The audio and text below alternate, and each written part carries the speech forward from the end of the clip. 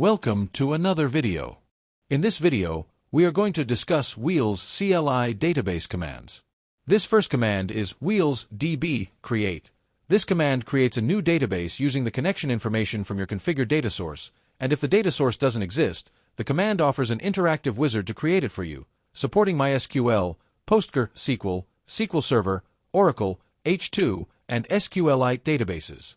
Let's move to the command box and run command Wheels db create. Provide database name as --database name equal sample app db. I have already set the database name in my settins.cfm file. And credentials for the database server are configured in my .env file for my development environment, as you can see in my env.development file. So, let's run this command and check database is created. Moving to the next command, Wheels db drop. This command permanently deletes a database configured in your system.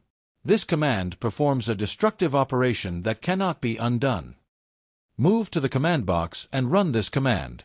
Wheels db drop. We also need to provide database name, as it searches for wheels_dev by default. So our last created database name is sample app db. If we run this command, it asks for confirmation, and if user confirms, it deletes the database. That's all for database. Thanks for watching.